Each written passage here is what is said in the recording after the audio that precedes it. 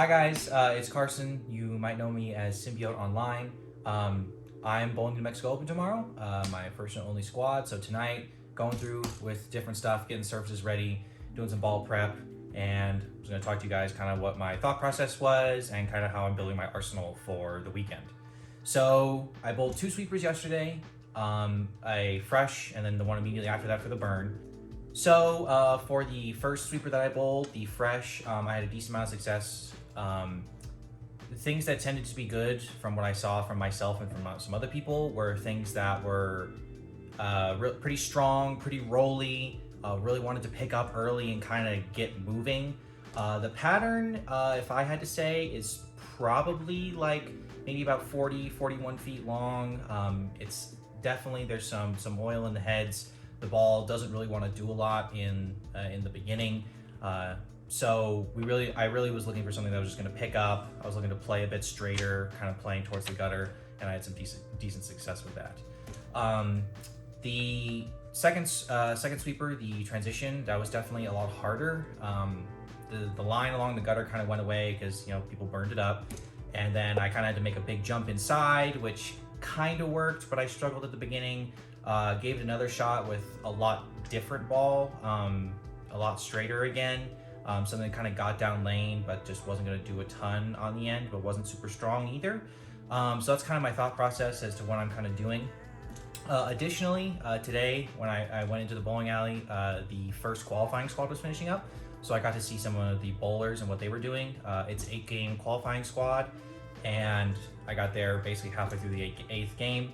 And I did notice that most people weren't very deep. We don't have a ton of like high rev bowlers in the area, and most of it was local bowlers today.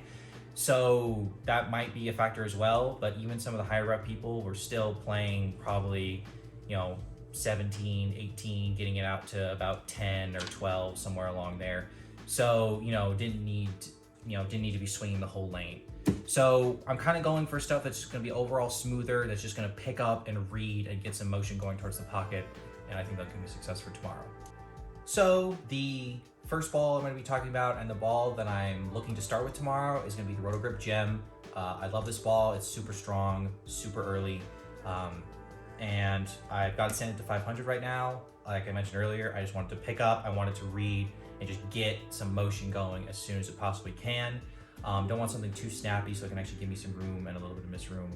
And this looked really good when I threw it at the sweeper yesterday, so I'm just looking to keep that going forward, freshen up the surface. So we got this one at 500. So next up we have the Storm Dark Code. This is the first ball kind of in the lineup I'm bringing that actually has some polish on it. I think this is like about 4,000. It looks pretty shiny. This ball is kind of unique for me. It really likes to roll forward, even though it's a pearl and I've got about a 5-inch pin on it. So this was the ball that kind of saved me on the transition sweeper yesterday. I took out this ball, moved a bit right, kind of started playing about 10 to 5, 12 to 7s, kind of around there, and it actually looked really good. It was still strong enough to kind of read in the middle, but this ball just really likes to roll forward, so it wasn't reacting super hard on the back end, it wasn't diving through the nose, anything like that, but it still had enough strength that maybe if I leaked it to the right a little bit, it was still gonna pick up in the oil some and get back. So I basically left this ball at the surface it is, like I said, at about 4,000, and I think this is another ball that I'm really gonna look for on the transition tomorrow, or if things just get super touchy and I just need a ball that's not gonna do a lot on the back end. After the Dark Code, we have the Storm IQ Tour. Obviously, this is a super popular, super versatile ball. This is actually the first one I've ever owned. Incredibly, I've bowled for 10 years, and just now, about a month ago, I got one of these. I'm loving it so far. I've got mine at about 4,000 right now.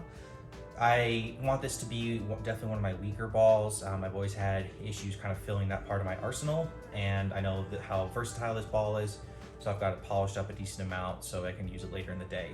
It does really great when you're kind of in that period where you're going from the transition to the burn, where you're still trying to feel things out and you're kind of settling in to be able to shim it or something along those lines. Obviously, it's super versatile, so it can work outside of those too, but that's kind of what I'm going for. But I've had a lot of success at this particular bowling alley with this ball. So I'm also just kind of leaving it where it is at 4,000. It gets down the lane, still gives me some good shape on the back end. But by the nature of the ball, it's not super ridiculous. It doesn't give me a ton of unwanted angle or anything like that. So really, if I'm kind of puzzled at the end of the day, I almost always give this ball a try, and that's kind of where I'm aiming to fit it in. The strongest thing I'm going to be bringing is this Rotogrip Rubicon UC3. This is the first ever ASIM urethane that I've owned. I'm really liking it so far. I've had success on House Shot as well as the Fresh Sweeper yesterday with it. So I'm really enjoying it. The one thing I did notice from the sweeper is that I think I wanted this ball to have a little bit more surface, because I kind of took it up to about 3,000 out of the box because it was just super strong with box surface on it. And with the stuff I was bowling on, I just didn't need that. But now we're back to something where I need it to roll early and just to get into that motion. So we've brought it back down. We're sitting at about 1,000 on this right now.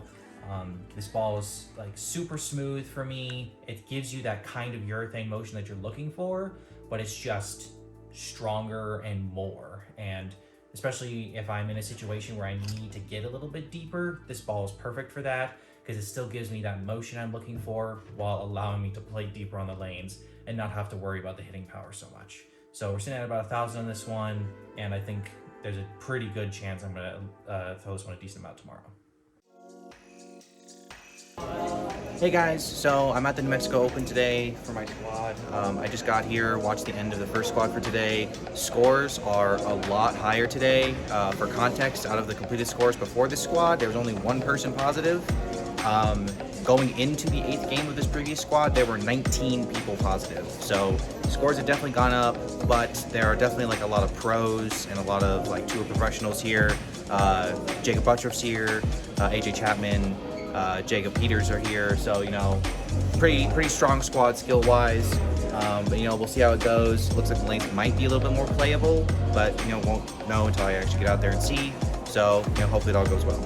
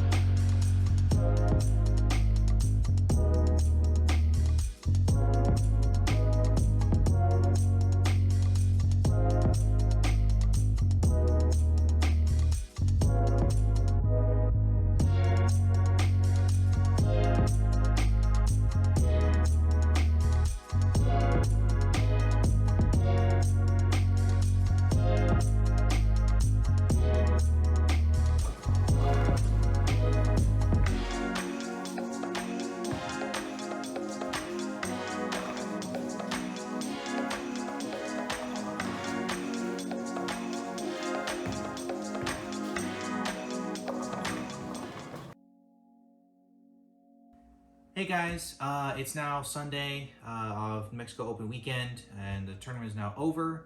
And I figured now that the tournament's done, I figured I would talk a little bit more in depth about kind of how the tournament went, kind of my thoughts and reflections on it, and just you know, talking about how the weekend was. So, you know, got warmed up, got all settled in, and got into practice, and I tried playing the line that I had success with in the sweeper. I tried the gem, which looked all right. It didn't look quite as good as it did in the sweeper. And then I tried the UC3 as well, which looks good. And then finally, I also tried the Idol Helios. And all three looked kind of similar. I was, you know, kind of going, you know, 7 to 5, up 5, that sort of thing. Kind of playing near the gutter, but not playing, you know, straight up 1 or 2, anything like that. And I had a decent look. You know, I got to the pocket a few times. The motion was kind of similar between the few balls. But during one shot in practice, when I was throwing the UC3, I did get it a little bit further right, probably honestly about to like 3 or so. and it still came back. And I thought that was really going to be useful, particularly at the beginning, because the guy who makes the patterns for this tournament, Mike Miller, he loves to put out of bounds along the gutter.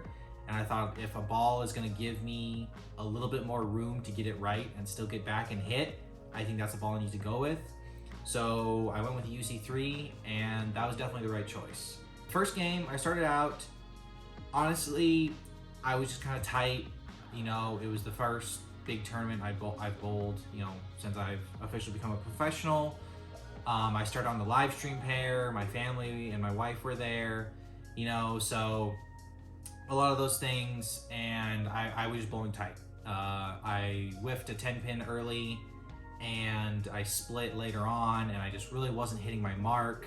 One thing in particular that I did notice is that compared to the sweeper, I did not have the kind of room inside that I did earlier, because at the sweeper I could afford to get the ball, you know, a couple boards inside, miss a few boards left at my target, and it would still, you know, it kind of catch some of that inner oil and just sail just that little bit needed to still get to the pocket. And that just did not seem to be the case at all. If I got it left of where I was aiming at all, it was through the nose, left side of the head pin, you know, just ugly shots. So I got about 8 frames in and was really just still trying to find it and get loosened up. And I noticed from what some other people were doing, and I said, okay, well, you know, if I don't have this miss room in, and I think I have a little bit of miss room right, let's try and bump in a little bit and see if I can still get a little bit of that friction on the right while still giving myself a little bit more angle so that I could miss in and still get to the pocket. I was able to get the ball out and still have a read and come back. I didn't really convert much of that into strikes that first game, so I basically just spared out for 172. The next game, moved a pair to the right and, you know, kept at it with that same line, and it was definitely the right play. I was in the right area and ended up shooting, I think, 2-0 something, I think like 203 or something along those lines. So after that, I knew I was right back in it, and I think that game really helped loosen me up. Just let me know that I was playing in the right area and that I had something I could really work with and potentially do something with move forward. The third game really kind of kicked things off. I was kind of stuck in the same area, and I think, like as I mentioned, just getting loosened up helped with a lot. And I started out the next game with front 5 and you know, really had something going. And so I shot 232, which, believe it or not, in a tournament like this helps a lot. Moved to the next pair, had basically the same look, but it was, I think, just kind of on that edge of transition where I didn't have quite as much room as I had the previous game, but overall it still looked pretty solid. So I shot another low 2-0, got to +2, went to the 5th game, and that's when the transition really hit. And I think the transition was what I was really worried about most of all, because from what I had seen from the sweeper and from the other bowlers, the transition was really rough. And I said, okay, well, I threw the Helios, you know, 1 or 2 shots earlier. It didn't look anything too special. Let's try the IQ Tour. And, you know, believe it or not, the IQ Tour was the right ball.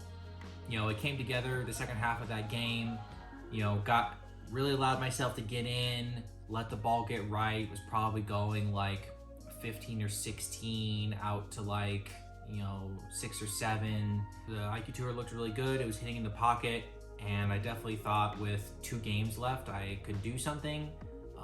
With how scores were looking, I knew that I was gonna have to put together, you know, some bigger games. I needed to, I was sure if I wanted any chance of making cut, I needed to at least get to even, if not a little bit above that, maybe +20, +30.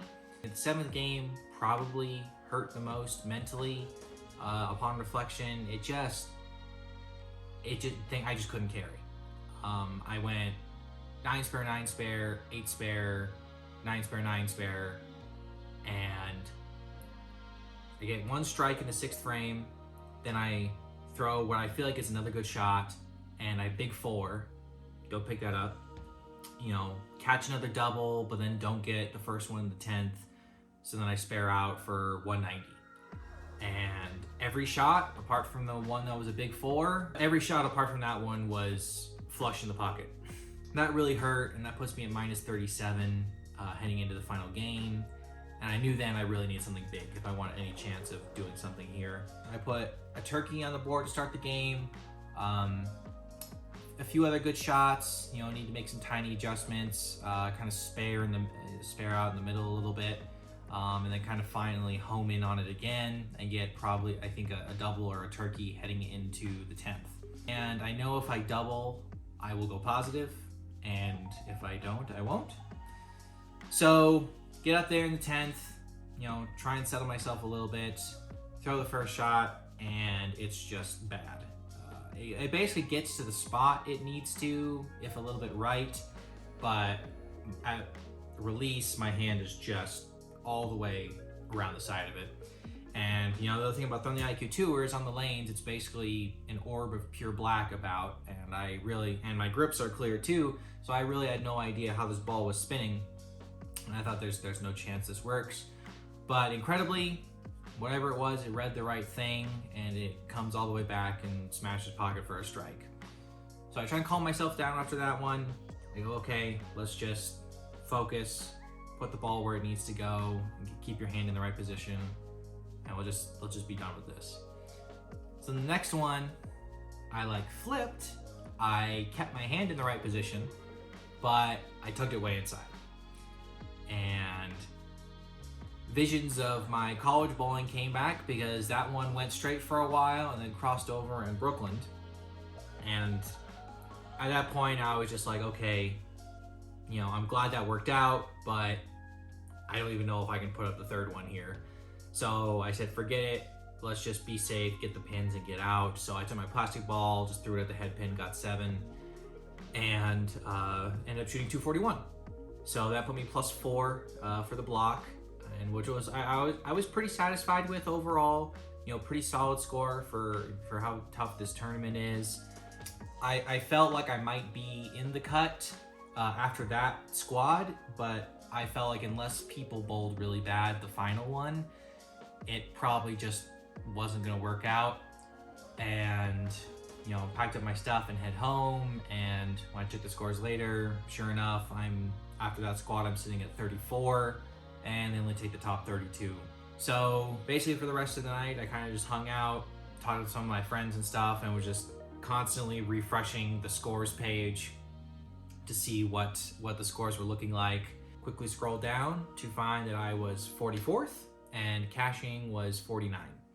So I had officially cashed at +4. So kind of overall, in reflection about the tournament, you know, as I said, I'm pretty pleased with how I did. Obviously, you know, wish a couple things had gone some different ways. You know, wish I had probably picked up on 1 or 2 of the moves a bit quicker. But overall, you know, 44th out of 190 people is still pretty solid, and that was enough to cash. I think overall, I competed well. I really need to get back to the form stuff that I've been working on. I think really staying stable at the line and getting down at the end, I think, is the most important thing to focus on. That's kind of been an issue for me, like, the entire time that I've bowled. So gonna kind of get back into that, make sure I can, you know, commit to that again, and I think that will help some of my issues. So good weekend, made some good memories, and looking forward to what's next. I want to thank you guys for tuning in, keeping up with things, supporting me. I'm trying to get some content creation stuff up off the ground as well. So in the next couple weeks, I'll still be streaming, you know, posting other things from practice and stuff like that. And, you know, I'll see you out there on the lanes, and good luck and high scoring.